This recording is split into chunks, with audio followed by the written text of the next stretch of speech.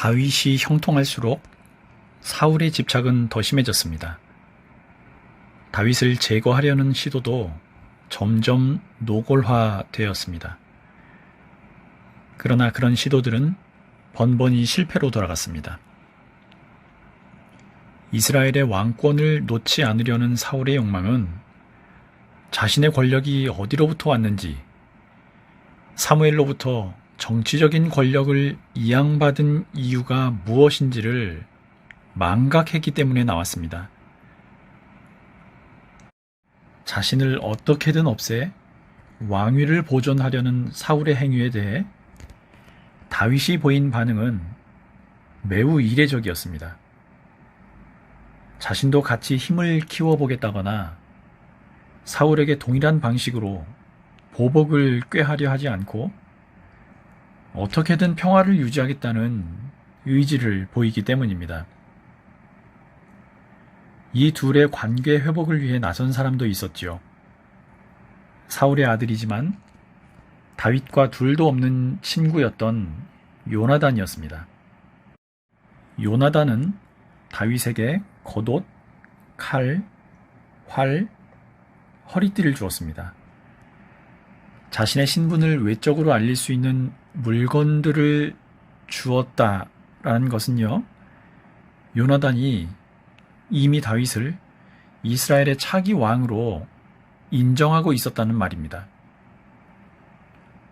그래서 아버지 사울을 찾아가 다윗을 무고하게 죽이는 일에 대해 잘못되었다는 자신의 의견을 적극적으로 표현합니다. 자, 5절과 6절을 보겠습니다. 요나단은 아버지 사울 앞에서 다윗의 좋은 점들을 이야기하였다. 그는 사울에게 말하였다. 아버지께서는 아버지의 신하 다윗을 해치려고 하십니다만 이런 죄를 지으시면 안 됩니다. 다윗은 아버지께 죄를 지은 일이 없습니다. 오히려 다윗은 아버지를 도와서 아주 좋은 일들만 했습니다.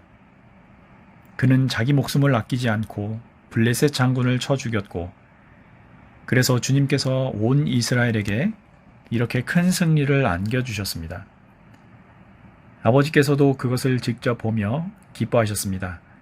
그런데 지금 무엇 때문에 이유도 없이 다윗을 죽여 죄 없는 피를 흘려 죄를 지으려고 하십니까? 진심을 담은 아들의 말에 사울도 마음이 움직였나 봅니다. 요나단에게 다윗을 해치지 않겠다고 약속을 하게 됩니다. 아버지 사울을 설득하는 요나단의 말을 잘 살펴보십시오. 그는 다윗이 블레셋 장수를 죽였던 일에 대해서 주님께서 온 이스라엘에게 승리를 안겨주신 것이다, 이렇게 해석하고 있습니다.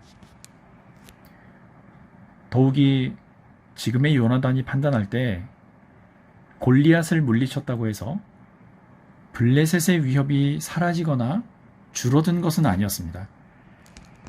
그렇다고 이미 이스라엘을 이끌 왕으로서 권위와 능력을 인정받지 못하고 있는 아버지 사울 왕이 갑자기 돌변해서 다시 블레셋을 제압할 수 있는 영웅이 될 가능성도 없어 보였습니다. 이렇게 위태로운 시기에 하나님께서 다윗을 통해 보이신 여호와의 구원이야말로 이스라엘이 앞으로 어떤 나라가 되어야 하는지를 보여주는 징표였습니다. 이것을 요나단은 알아본 거지요. 그래서 아버지 사울의 무모한 행동 때문에 다윗의 생명이 위태롭지 않게 배려한 겁니다. 당시 사울 왕국은 블레셋의 계속된 침공으로 어려움을 겪고 있었습니다. 처음 사울이 왕이 되었을 때는 아직 하나님을 떠나지 않았기 때문에 그분의 능력으로 여러 전쟁에서 승리를 거둘 수 있었습니다. 그러나 믹마스 전투를 앞두고 사울은 자신이 직접 제사를 집례하면서 죄를 짓기 시작했습니다. 이때 사울은 사실상 이스라엘 왕의 자격을 박탈당했습니다. 그 전쟁에서도 겁을 먹고 있는 사울을 대신해 요나단이 활약하면서 승리할 수 있었던 거지요. 이후에도 계속된 블레셋의 침략을 그나마 다윗의 활약으로 겨우 막아내고는 있었습니다. 다만 국가가 이렇게 위태로운 시기에 왕인 사울이 왕국의 평화를 위한 노력보다는 정적 다윗을 죽이는 데 더 집중하는 모습은 사실상 신정국가로서 제사장 나라로서의 지위를 잃은 것이나 다름이 없습니다. 이런 시기에 다시 블레셋의 침공이 시작되었습니다. 이번에도 사울은 제대로 된 역할을 하지 못했지요. 다시 다윗의 활약으로 블레셋을 물리칩니다. 사실상 왕국을 유지하는 것이 다윗이었음을 암시하는 말입니다. 왕국을 하나님이 주신 법대로 다스리되 왕 자신마저 하나님의 대리인 심부름꾼이라는 생각을 가져야 할 사울이었지만 세속 국가들, 주변의 이방 국가들과 똑같이 자신의 정적을 죽여서라도 왕위를 이어가야 한다는 생각에 사로잡혀 있는 겁니다. 참 슬픈 일이 아닐 수 없지요. 이번에도 자신을 죽이라는 사울의 명령이 떨어지자 다윗은 아내 미갈의 도움으로 겨우 피신을 합니다. 그리고 사무엘이 있던 라마의 나옅이란 곳으로 피신합니다.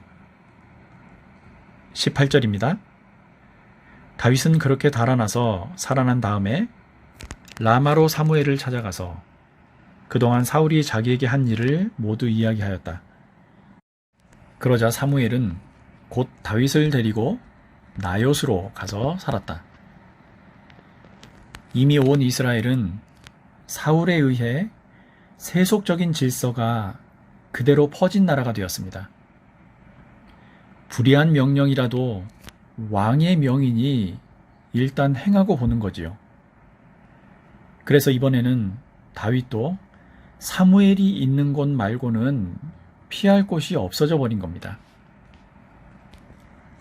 사무엘은 이전에 사울과의 관계를 끊겠다고 선언했지요. 다윗도 사울의 곁을 떠났습니다. 자, 이제 사울에게는 하나님의 말씀을 귀담아 듣거나 그 뜻을 찾을 수 있는 길이 완전히 막힌 것과 다름이 없습니다. 다윗이 이렇게 사무엘에게 피했다는 소식은 금세 사울에게 보고되었습니다. 사울은 다윗을 잡기 위해 부하들을 보내지요. 그런데 이들이 라마의 나옅에 도착하자마자 이상한 일이 벌어집니다. 사울의 부하들이 하나님의 영의 감동을 받아 갑자기 사무엘 앞에서 춤추고 소리치며 예언을 하기 시작한 겁니다. 다른 부하들이 이 소식을 즉시 사울에게 알렸고요. 사울이 다른 부하들을 보냈지만 이번에도 이곳에 도착하자마자 춤추고 소리치며 예언을 했습니다. 사울은 다시 부하들을 보냈고 세 번째도 똑같은 일이 벌어졌습니다. 그러자 이번에는 사울이 직접 라마로 향했습니다. 세구라는 지역에 있던 큰 우물가에서 사울은 그곳 사람들에게 사무엘과 다윗의 행방을 물었습니다. 사람들은 그 두 사람이 라마의 나옅에 있다고 대답해 주었습니다. 그리고 세구의 우물을 떠나 나옅으로 가는 도중에 사울에게도 부하들에게 있었던 똑같은 일이 벌어졌습니다. 나옅까지 가는 동안 사울에게도 하나님의 영이 내린 겁니다. 그래서 나옅에 도착할 때까지 계속해서 춤추고 소리치며 열광 상태에 빠져 예언을 하며 걸어갑니다. 이어 사무엘에게까지 도착했지만 사울의 상태는 더 심해졌습니다. 그 앞에서 옷까지 벗어버리고 춤추고 소리치며 예언을 하게 된 거지요. 그렇게 그날 하루 밤낮을 사울은 벗은 몸으로 쓰러져 있을 수밖에 없었습니다. 자, 마지막 24절을 한번 보겠습니다. 사무엘 앞에 이르러서는 옷까지 벗어버리고 춤추고 소리치면서 예언을 하고 나서 그날 하루 밤낮을 벗은 몸으로 쓰러져 있었다. 사울도 예언자가 되었는가 하는 말이 여기에서 나왔다. 19장에는 사울이 다윗을 죽이려고 막다른 곳까지 몰아갔지만 더 이상 도망칠 곳조차 없었던 다윗을 죽일 수 없었다는 소식이 전해집니다. 하나님께서는 다른 이들의 생명이나 평화를 빼앗는 일을 매우 중대한 범죄로 여기시는 분입니다.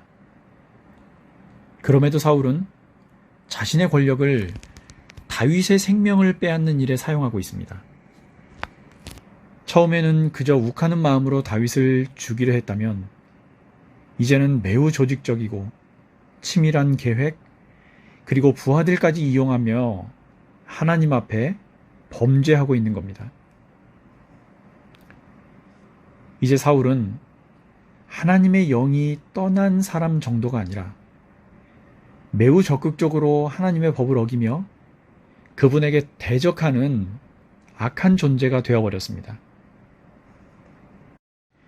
자, 그런데 극도의 시기와 분노로 악한 영에 사로잡혀 다윗을 죽이려 했던 사울에게 하나님의 영이 내려 춤추고 노래하면서 예언을 했다라는 말은 선뜻 이해하기가 어렵습니다.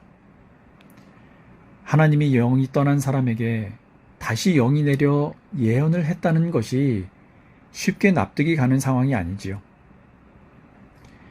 자, 이렇게 19장에서 사울에게 하나님의 영이 임했다는 기록은 하나님께서 일시적으로나마 사울을 인정하셨다거나 사울이 다시 성령에게 사로잡힌 사람이 되어서 잠시라도 정신을 차렸다, 그래서 초심을 찾았다는 이야기를 하는 것이 아닙니다.